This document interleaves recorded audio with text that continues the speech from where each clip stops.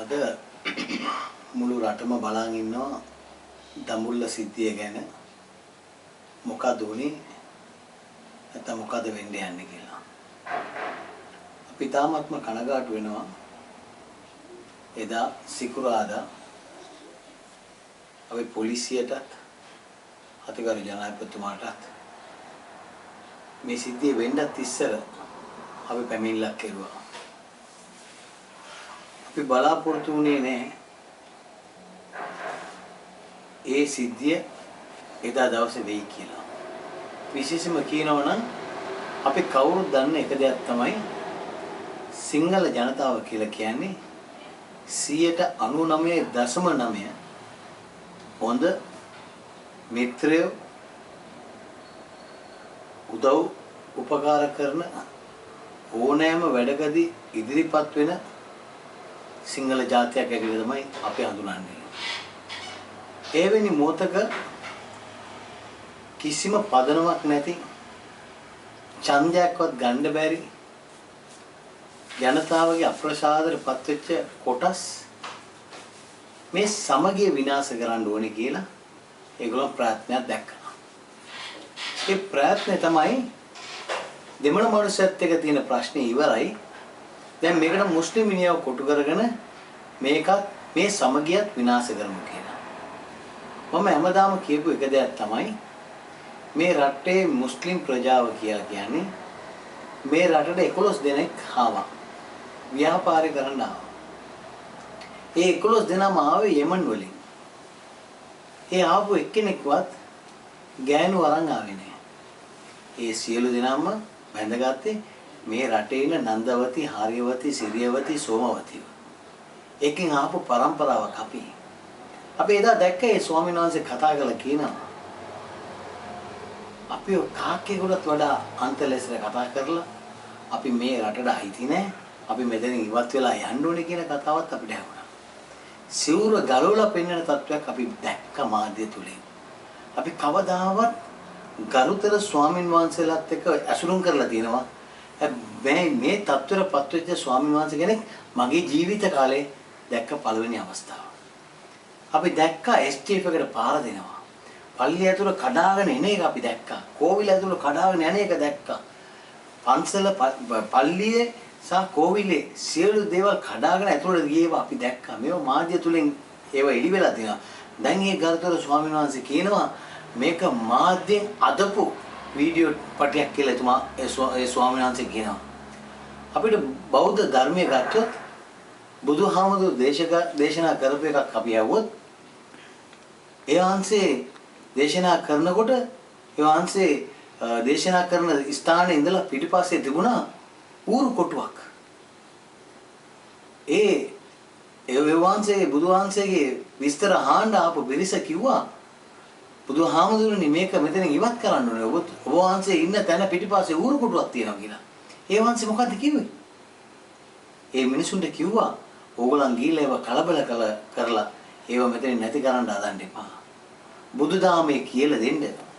බුදුදහමේ කියලා දෙනකොට ඒගොල්ලන් තේරුම් ගත්තොත් ඒගොල්ලොන්ම ඉවත් කරගත්ත දෙයින් ඒගොල්ලන් ඉවත් කරනවා මිසක් ඕගොල්ලන් ඒක ඉවත් කරන්න එපා කියලා ඒ බුදු ධර්මයේ කියනවා. මේවා ආපු අපිටත් වඩා ඒව අහලා ඒ ජනතාවට කියලා දෙන ඒ සිවුර පුරවගෙන ඉන්න ස්වාමීන් වහන්සේලා මේ විදිහට ඇසිරිච්ච ගැන අපි කනගාටු වෙනවා. අපි සිංහල සහෝදරයන්ත් එක්ක අපි ඡන්දයකට ගියොත් හරි අපිට සිංහල සහෝදරයෝ වැඩි පිරිසක් ඡන්ද දෙනවා. මුස්ලිම් ජාතිය කී දෙනෙක් අද පාර්ලිමේන්තු මන්ත්‍රී වෙලා ඉන්නවා සිංහල ඡන්ද අරගෙන ගිහින්.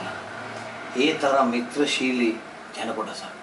ඒ වගේම අපිට මතක් වෙනවා බ්‍රිතාන්‍ය අධිරාජ්‍යවාදීන් මේ රට බාර දෙනකොට නිදාස අරන් මේ රට බාර දෙනකොට අපේ නායක ටීවී ජයමැතිතුමා ගාවට ඇවිල්ලා කිව්වා මේ රට බාර දෙන්න මේ මොහොතේදී මුස්ලිම් ජාතිය හැටියට මුස්ලිම් ජනතාවට මොකද ඕනේ කියලා ඇහුවා.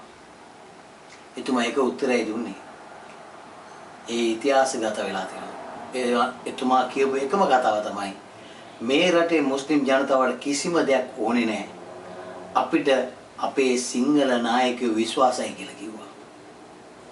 එදා මේ මොහොතේ බණ්ඩාරනායක මහත්මයා නැගිටලා කතා කරලා ડોક્ટર ටී.බී. ජය මහත්මයාට ස්තුති කරපු ඇති අපි ඉතිහාස පොත්වලින් ඉගෙන ගන්නවා.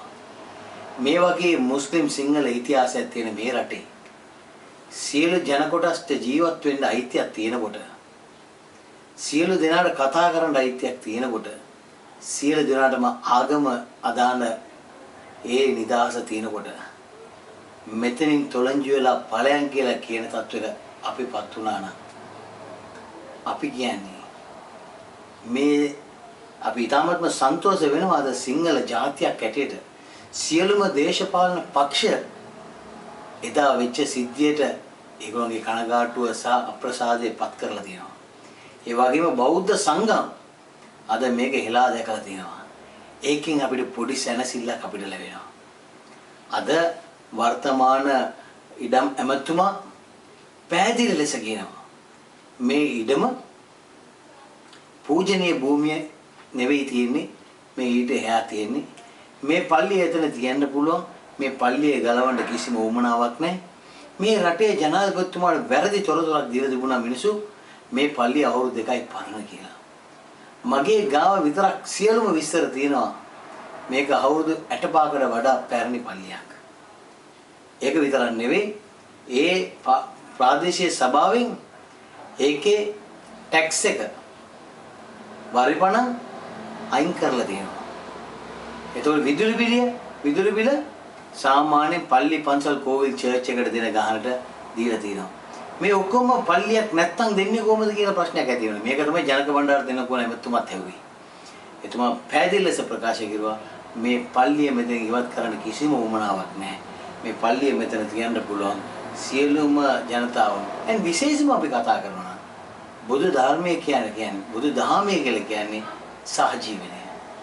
මේ සහජීවනයේ තේරුම් ගන්න බැරි ස්වාමීන් වහන්සේලා. විශේෂයෙන්ම මම දවස් දෙකකට ඉස්සර මාධ්‍යයෙන් දැක්කා ස්වර්ණ වාහිනියෙන් ඉක්මීයක් කතා කරනවා. ඔහු ප්‍රකාශ කරන පළාත් සභා ඇමතිවරයෙක් කියලා කියා ගන්නවා. ඔහු කතා කරලා කියනවා මේ කොයි ඇරි ගිලින බෝට්ටුවකින් පැනපු කෙනෙක් කතා කරනවා කියලා. මම ගිලින බෝට්ටුවක් නෙවෙයි ගිලින්න යන බෝට්ටුවකුත් නෙවෙයි. ඕගලන් ආණ්ඩුවත් එක්ක ගිලින්න යනවා කියන එක අපිට පැහැදිලි ලෙස දන්නවා. ඒකට ඔබ වහන්සේලා මේ වගේ වෙලාවක මේ වගේ ප්‍රශ්නයක් ඇති කරන්නේ ආණ්ඩුවෙන් ඉවත් වෙලා යන්න කියන එකත් අපි පැහැදිලි ලෙස දන්නවා. හේතුවක් වෙනවා. ඒ නිසා තමුන්නාන්සලා අර බලංගොඩ ගිහිල්ලා ජේලානි අල්ල ගන්න ඕනේ කියලා කියපු එක.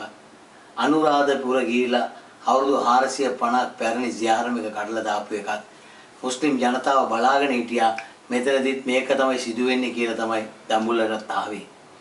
මම පැහැදිලි ලෙස කියනවා අපේ මේ රටේ සියලුම ජාතීන් එක්ව වෙලා ජීවත් වෙන මේ රටේ කරුණා කරලා මේ සමගිය නැතිකරන්න බිඳ දමන්න හිතන්න එපා.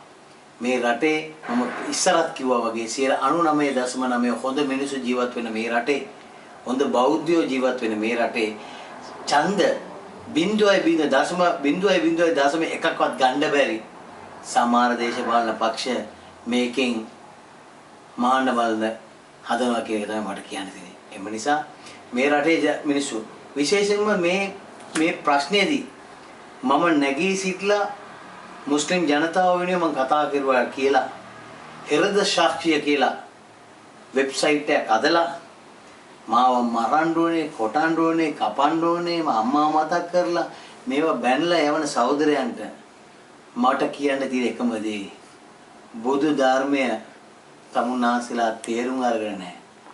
බුදු ධර්මය තමුන්නාන්සලට ඕවා කියනවා නම් කිසිම මොහතක අසත්සාලි පිළිමයක් කඩන්න කියලා නැහැ. අසත්සාලි සිංහල ජනතාවට හැමදාම උදව් කරලා තියෙනවා. හැම වෙසක් වලටම උදව් කරපු කෙනෙක්. හැම සිංහල දෙමළ අලුත් අවුරුද්දට උදව් කරන කෙනෙක්. මම මේ ජනතාවත් එක්ක අදටත් කිසිම ප්‍රශ්නයක් නැතුව ජීවත් වෙනවා.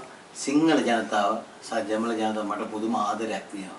එම නිසා මේ තමුන්නාන්සලා 2000 මේ වෙබ්සයිට් එක කරලා පෙන්නලා හිතන්න එපා මිනිස්සු තමුන්නාන්සලා පිළිගනි කියලා. මේ රටේ මිනිස්සු දන්නවා අපි මොකද්ද කරන්නේ, අපි මොකද්ද වෙන්න ඕනේ, මේ රටට මොකද්ද වෙන්න ඕනේ, මේ රට ඉදිරියට යන්නේ කොහොමද කියලා. මම වේලාසෙන් කිව්වා අපි සියලු ජන කොටස් එක්ක වුණා නම් මේ රට ගොඩ යනවා. එහෙම නැත්නම් මේ ප්‍රශ්නය ඇති කරන්න ඕනේ කියලා හිතනවා නම් මේ ප්‍රශ්නේ තමයි අපි වැටෙන්න පළවෙනි හේතුවක් වෙන්නේ කියලා මම මේ අවස්ථාවේ ප්‍රකාශ කරනවා.